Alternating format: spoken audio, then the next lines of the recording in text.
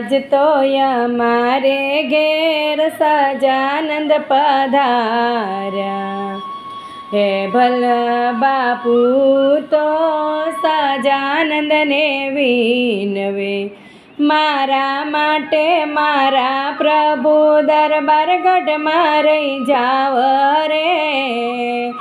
આજ તો અમારે ઘેર સજાનંદ પધાર્યા, મારા જે અભયદાન દીધા અભય બાપુને, અમે અહીંયા રેશું તમે ચિંતા ના કરો બાપુ રે।